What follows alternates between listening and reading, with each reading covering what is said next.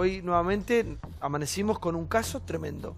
Un chiquito que muere en los brazos de su padre cuando un chico de 16 años lo mató. ¿Hasta cuándo? ¿Quién nos cuida? Es lo que nos preguntamos todos. ¿Y por qué sigue pasando esto en la Argentina que vivimos? La Argentina que tenemos, mirá. Menores delincuentes, los dueños del miedo. Un terrible asesinato a un nene de 3 años en Lomas de Zamora estremece a la sociedad. El principal sospechoso está detenido y tiene tan solo 16 años. Se dio en Villa Centenario cuando este papá llevaba a su nene de la mano, de 3 años, a comprar pizza. Cuando llegamos a la parte oscura de donde están los edificios, salieron 2 pelotudos delincuentes, me apuntaron, me sacaron la plata, se dieron vuelta riéndose. Cuando se dieron vuelta, hicieron un par de metros, se dieron vuelta de vuelta y me dispararon. Pero en vez de dispararme a mí, le dispararon a mi nene, que estaba al lado mío. Quien le tiró fue un joven de 16 años. Lo primero que tenemos que hacer es bajarle la imputabilidad. Parece que recién van a tomar conciencia, Dios quiera que nunca, ¿no? Pero cuando les maten a un hijo y estén de este lado. Un chico de 3 años por 100 pesos. Esto no da para más. Se acabó. Después uno reacciona y uno va en cana. Yo le pido perdón a la familia. Si fue mi sobrino, en realidad si fue mi sobrino lo reconoce, que pague lo que tiene que pagar. Y la verdad que escuchar a los familiares de los delincuentes me da mucha bronca. Si mataste, no salís más de estar en cana, viejo. No lo quiero más en mi sociedad. No sirve ese chabón. Bueno, Caro. Yo admiro tu entereza. No sé dónde la has sacado, seguramente no te quedó otro camino. ¿Crees que después de tu caso cambió la mirada por parte de la sociedad con respecto a este tipo de violencia o no? No, no. Mi entereza yo creo que es la entereza de muchas víctimas. Muchas víctimas que por un caso diferente tuvimos la oportunidad de tener una pizca de justicia. Esas somos las víctimas que estamos de pie. La realidad de las víctimas es recorrer fiscalías, comisarías y juzgados y ser maltratados. Esa es la realidad de la víctima en general, no las víctimas que aparecemos en la tele, lamentablemente. Y no porque seamos más fuertes, sino porque la justicia ha hecho algo con algunos casos. Esa es la realidad. No creo que haya cambiado nada de la inseguridad. Pero aparte no solamente la pérdida, sino el raíz que comienza después de haber perdido, en este caso, un hijo, ¿no? El raíz es terrible. Claro, cómo la familia tiene que sacar fuerzas no sé de dónde para salir a pedir justicia con total desprotección por parte del Estado. Con total desprotección. Bueno, ustedes saben, la semana pasada los senadores sancionaron la ley de víctimas y después esperábamos, de mucho tiempo. después de muchísimo tiempo, pero bueno, fue un dictamen superador, donde no hubo grietas, donde todos estuvieron de acuerdo. ¿Por qué? Porque escucharon a más de 60 víctimas dando testimonio, o sea, no había más nada que discutir, es solamente mirar la realidad. Esperábamos que los diputados tengan la grandeza de sesionar esta semana, que no sucedió, la semana que viene, en una ley donde no hay grietas, y superar estas cuestiones para que, bueno, este papá hoy tenga un abogado, pueda participar del proceso, cuestiones que no le suceden a las víctimas de hoy. ¿Y qué opinión tenés con respecto al asesino, que en este caso es menor, tiene 16 años? Yo lo que me pregunto es cuánta sangre más hay que derramar para que todos los partidos, así como que hablaban ustedes en diferentes temas, se pongan de acuerdo y debatan en serio un régimen penal juvenil, pero debatan en serio, porque nosotros como usina hemos participado en los debates y los debates no son serios. O sea, los debates son ideológicos, no hay realidad. Claro. Es venir con una etiqueta, decir los pibes no nacen chorros. Sí, no, obvio que no nacen chorros, pero el que hoy es chorro, el que está en ese camino, ¿qué hacemos? Bueno, ¿qué hacemos? Inclusión, educación. Bárbaro, ¿cómo no vamos a estar de acuerdo? Pero ¿qué hacemos hoy? Esa es la realidad que nos falta debatir, no podemos seguir en esto. O sea, todos los organismos de derechos humanos realmente les falta ver el daño que provocan estos menores. Hay que llegar a que asesine a un niño de 3 años, hay que llegar a Brian para estar debatiendo. No podemos debatir un régimen que haga algo antes. Si este menor estuvo 5 veces detenido, si hubo robo a mano armada... Hay dos temas, uno cómo prevenir que un menor llegue a delinquir y otro es qué hacer con el que se delinquió, ¿no? No, en general no sale la primera vez a pegar un tiro, en general sale la primera vez a robar. Entonces, esa primera vez sí tiene que ser imputable y sí tiene que estar institucionalizado, sí tiene que ser corrido del contexto, porque ese contexto no lo supo contener y no lo va a saber contener. Entonces, es darle una oportunidad a ese pibe que le dicen, porque es un adolescente, y es darle una oportunidad a una persona más de vivir. Eso es lo que no se está debatiendo acá, es la vida. Entonces, si no tomamos en serio este tema y empezamos con ideologías, con chicanas políticas, y no podemos superar, y no podemos hablar este año no, porque es electoral, ¿qué tiene que ver? Debatamos en serio. Bueno, sí, a ver, Elvio, por favor. Yo creo que con el caso de la lamentable muerte de Agustín se generó una tormenta perfecta que nadie sabe en este momento cómo cubrirla, porque tenemos el peor combo, una víctima de 3 años, un adolescente, ya tenemos el antecedente de principios de años con el caso Brian. Igual la víctima es el chico que murió. Sí, pero ahí nosotros tenemos vos siempre apelás a eso, yo tomé algo que dijiste vos ya voy al lío. Separemos víctima de victimario. Separemos víctima de victimario. Separemos quien quita la vida de la persona que ha perdido la vida. Yo lo que digo, Carolina, es que la tormenta perfecta es frente a la sociedad. ¿Qué escuchaba yo hoy los reclamos? Más allá de que los menores tienen que estar presos, la gente decía, acá a las 5 de la tarde no podemos salir. Y es una realidad, no solo estadística. Lomas de Zamora, por ejemplo, es el departamento judicial con más alta criminalidad. Uno dice, no, pero yo cuando voy a Lomas de Zamora veo gente, personas de seguridad. Yo en Berazategui entro todos los días a Berazategui y veo policía local, policía provincial y gendarmería. Pero fuera del casco urbano no hay. Y ahí es donde se produce el delito. Bueno, él lo decía una persona. Pero una persona del barrio decía que estaba toda la policía a 2 cuadras, cuando se le avisaba, mira, necesito tal cosa, no iban. Eso pasa, mira, en ese barrio donde mataron a este nene, y yo no quiero dejar pasar, porque además de que mataron a un nene de 3 años, mataron una vida adentro de una panza, que es gravísimo. Entonces, ¿sabés qué? Esta vagancia que tiene el Senado, las cámaras de diputados, de no ir a trabajar porque es año electoral, a ver que si te voto o no te voto, son una manga de vagos que cobran fortunas por no trabajar. Esa es la realidad. El dato que suma Pachano es importante en lo siguiente. No es la discusión si es solo un chico de 16, porque mucha gente todos los días es abordada, asaltada, matada por un montón de ladrones que tienen de 18 para arriba y que ni siquiera existiendo ley hacemos cumplir la ley y los liberamos. Yo creo que el gobierno nacional, ya con el diagnóstico no le alcanza, tiene que tomar una determinación urgente en todas las áreas donde esto está tan crítico, porque no lo resolvemos. El intendente de Loma de Zamora, en vez de estar tan preocupado en si Randazzo se presenta o no se presenta, o en evitar hasta última instancia la PASO, que es un tema menor, tendría que estar hoy ahí con su gente tratando de solucionar las cosas. Me parece que de Loma de Zamora tenemos que empezar a cambiar, porque el caso de Agustín hoy es el caso del día. Y mañana va a ser otro.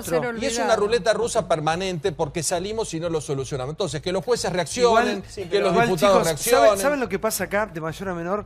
Mira, ayer, esta semana 3 personas conocidas mías los asaltaron, los robaron, digamos. Ya nos hemos como acostumbrado a vivir así.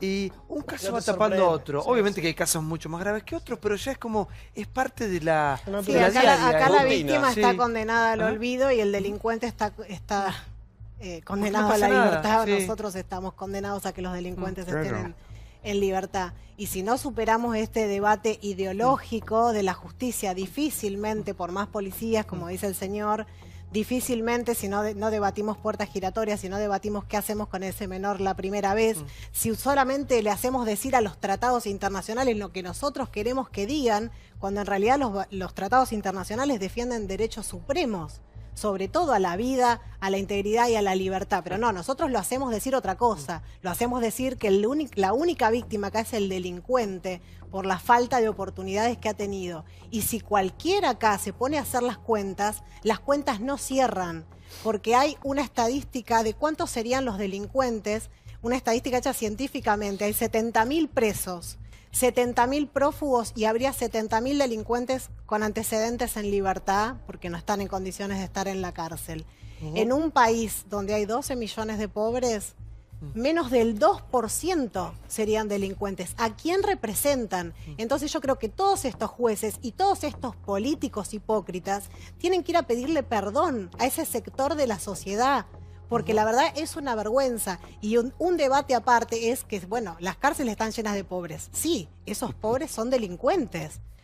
Pobres está lleno el país, no la cárcel. Y si nosotros como país elegimos no encarcelar evasores, corruptos, ese es otro dilema. Pero los 70.000 que están en la cárcel han cometido delitos gravísimos. Y para lo único que tenemos a los organismos de derechos humanos es para estar en contra permanente de la víctima, de quien ha sufrido un daño, de quien no busca venganza, busca justicia justa. Para que hay un dato del caso de Carolina que lo voy a decir porque me lo contaste la otra vez públicamente, que a ella le disparan después de haberle robado la plata, a su panza.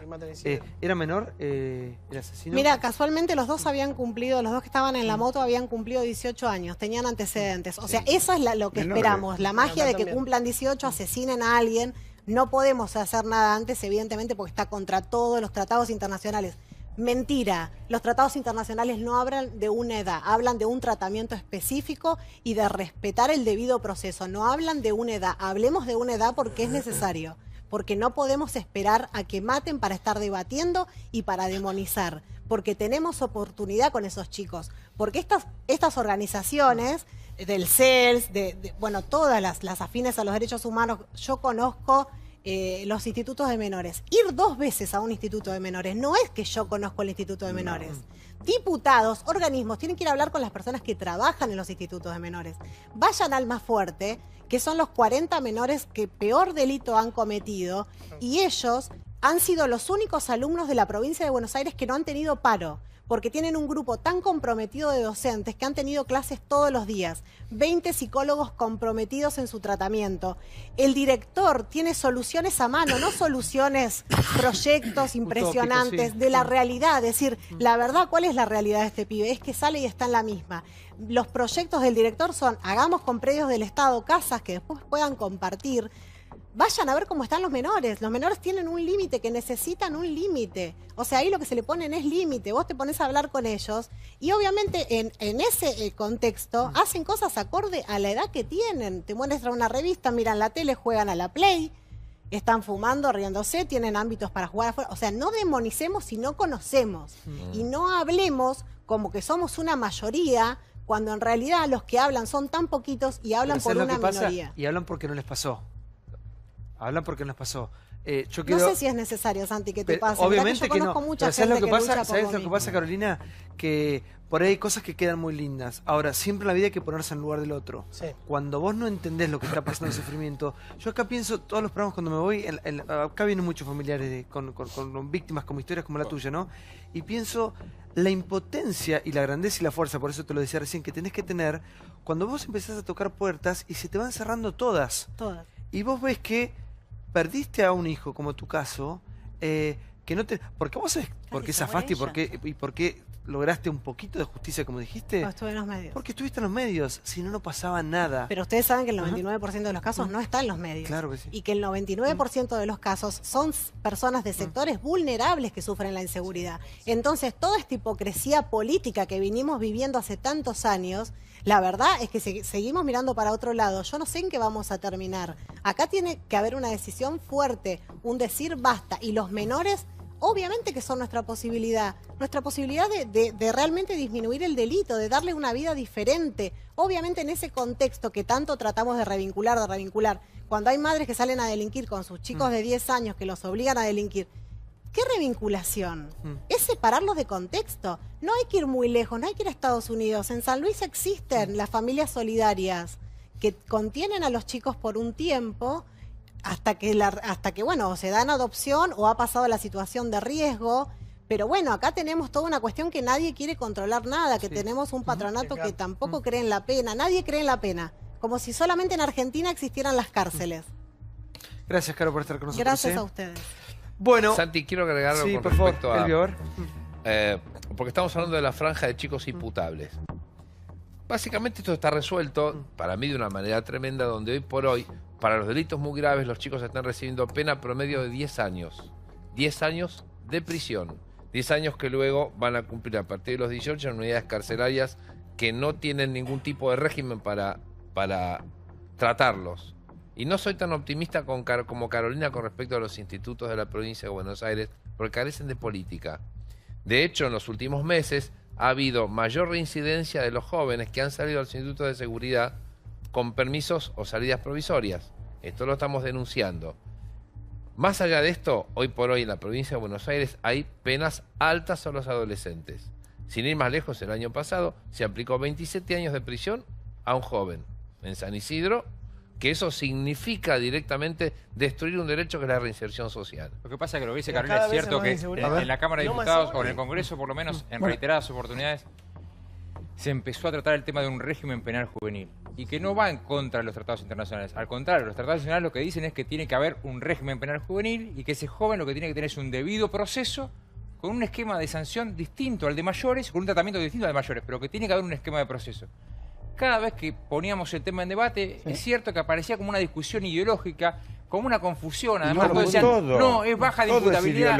Y la cuestión se frustraba. Y yo creo que lo peor que podemos hacer es no dar un debate de un tema que lleva muchísimo tiempo, porque la verdad es que la situación que tenemos hoy es la peor. La que pero cada vez nosotros terminamos un código penal que paraba en la víctima y nunca lo no hay pudimos solución, tratar. porque para la sociedad lo que ve es una especie de puerta giratoria, en donde el joven entra y sale. Eso es lo que ve la sociedad. Para el joven eso no es lo real tampoco, porque es cierto que hay un montón de jóvenes que están institucionalizados sin un debido proceso. O sea, están ahí porque un juez decidió que estén ahí, pero no hubo un juicio, no hubo una determinación de responsabilidad, etcétera. O sea que el régimen que tenemos ahora es muy malo. Y es más, hay 2 sanciones internacionales, hay 2 fallos de la Corte Interamericana sobre Argentina precisamente por no tener un régimen penal juvenil. Yo creo que la verdad es que esto va y viene y cada vez que hay una situación de este tipo decimos tenemos que discutir un régimen penal juvenil.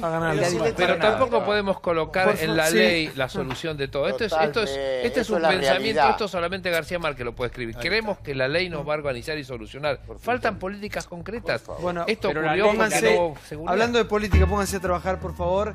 Gracias por estar acá con nosotros, te quiero. Vamos a un informe que tiene que ver con toda la interna entre